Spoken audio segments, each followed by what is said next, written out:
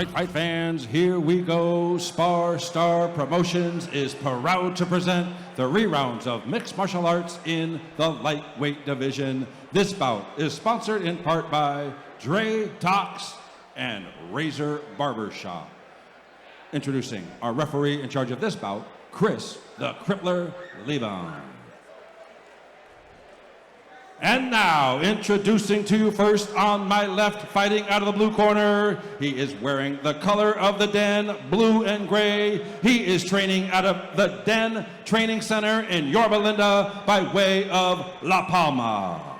He weighed in 154 pounds. His record, 1 win, no losses.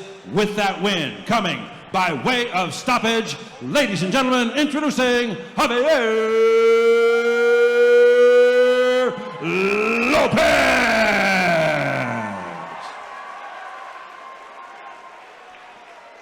His opponent across the cage on my right, fighting out of the red corner. He is wearing black trunks trimmed in white.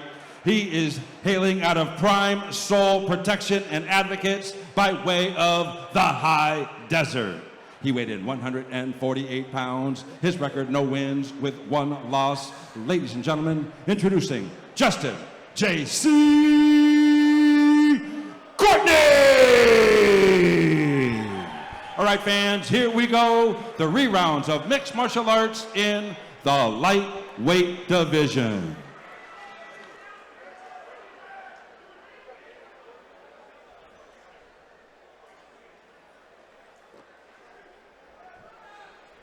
All right, if you're just joining us right now, thank you so much. We get to this action. Justin Courtney, Javier Lopez, and you see already JC coming in aggressive. Nice front kick from Justin. Javier looking unfazed. Interesting to see the stance switching from Justin.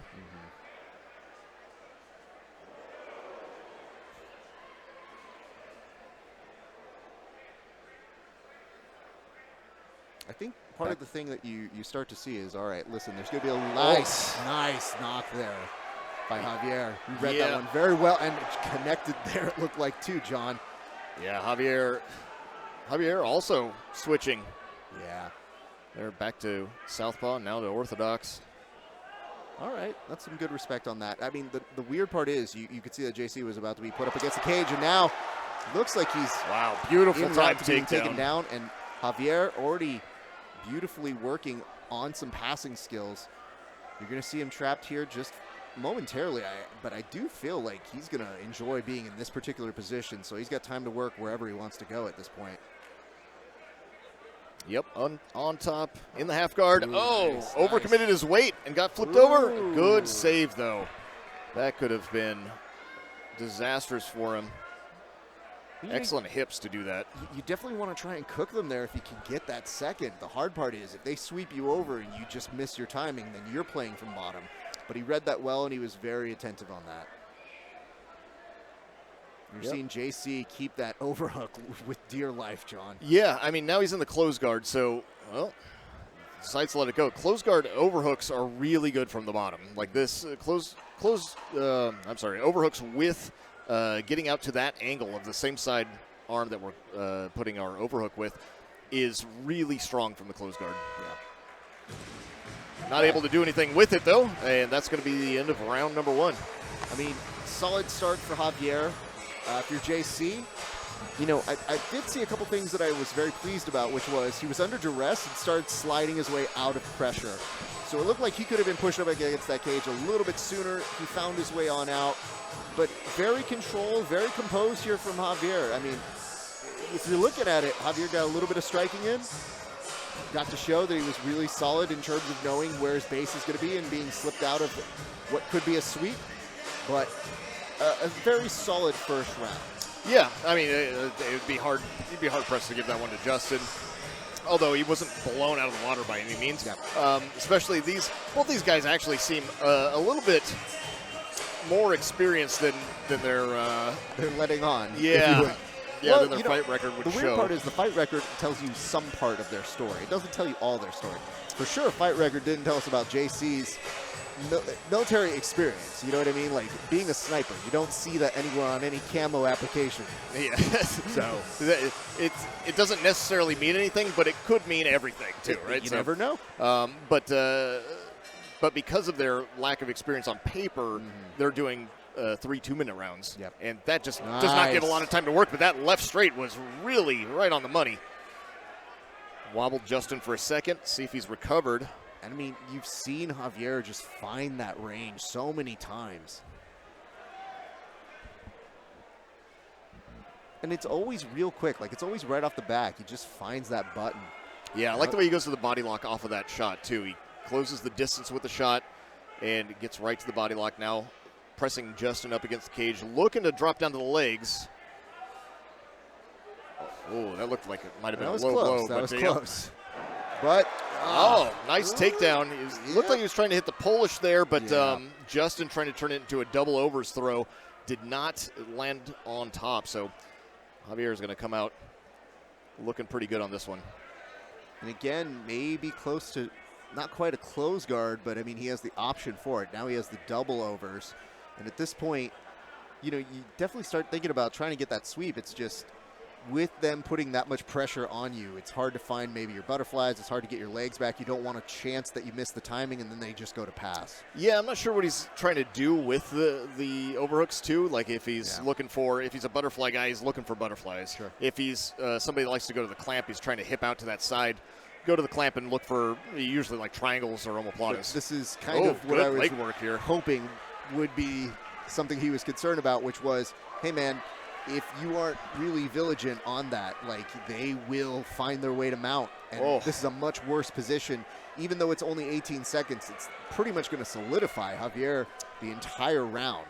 Yeah, this one is firmly in Javier's favor. Now ending on mount, even if he can't do a bunch of damage, because Justin is wisely holding on very tightly. Now some space. We'll stop it right there. And Justin looks exhausted at the end of that one. I mean, I feel been there. But at this point, if you're him, they might. I don't know yet. He's looking. He's definitely wobbly, but the problem is he's got enough in him that it makes you think like, all right, we gotta see how you're gonna feel here. But the eyes are a little squinty. The body language does not speak a lot of confidence there. And with somebody who's already proven to find your chin a couple times right off the gate, you know, you hope that that fighter is going to be ready and willing to come back very, very soon.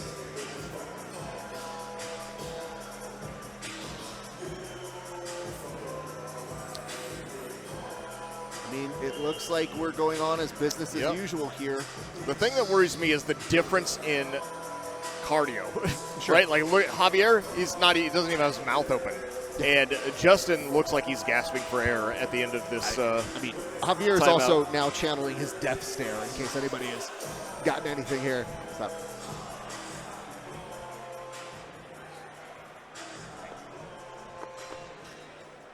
All right, guys. We now wait. This one is Lieben actually at either corner? Oh. Not sure what this is. He might be actually asking the doctor to take a look at his physical exhaustion or not. Yeah, I mean, he looks. I mean, he could have a concussion. The doctor's checking him out. It's definitely better safe than sorry. To me, he just looks exhausted, but it could be a concussion. It could be, and you know what? It's always good to check the signs. I think he might actually be responding to the eyes. The eyes have been kind of like big, small jumps, and I can't get a sense if that's just him and how he normally is, or if it's kind of a symptom of something else, which may be the reason why your referee, Chris Lieben, is kind of saying, like, hey, man, we should check him out. And the doctor even seems to be kind of giving an unassured look of, I'm not sure. Yeah, I thought maybe it was extreme exhaustion, which can happen with a bad adrenaline dump and a lot of exertion. But it also, he did take a couple of big shots, so very well. So it's hard to see if his eyes are following here. You almost get the sense that Chris is going to go ahead and call it. And you know what? let me just say this. What a great pull from Chris Lieben, because everybody was ready to let that go.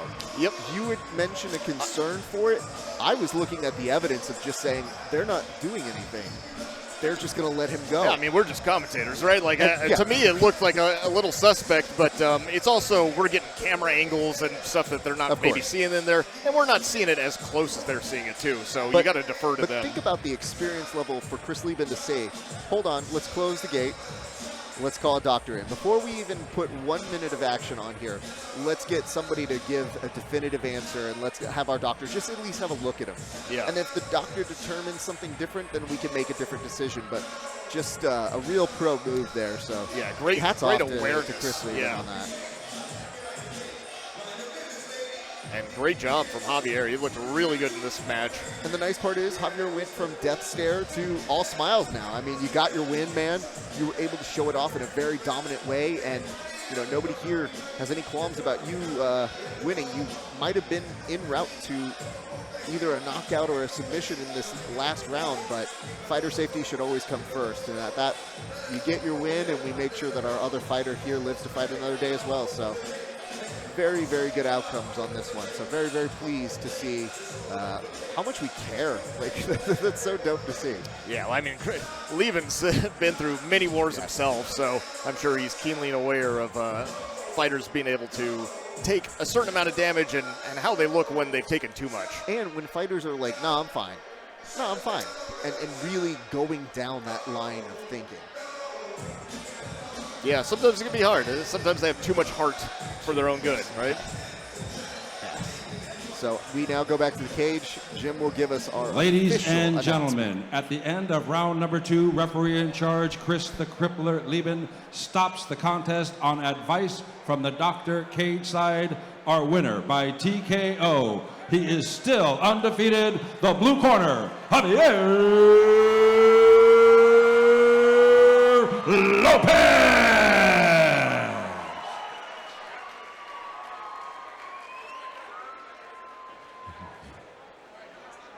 That's right, fight fans. Javier Lopez.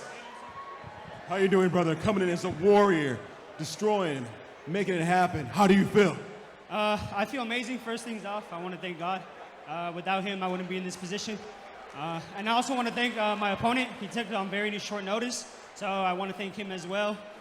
He made me better as well in here. So I feel great. So who do you train with? Ben Jones, the best freaking coach, trainer, figure, model out here. He's made me a better man. Also at the Dent Training Center, all my guys, all my fighters, they've made me better. They've taken me in like family, and I couldn't ask for anything better. I love y'all. That's right, fight fans. Make some noise once again for Javier Lopez.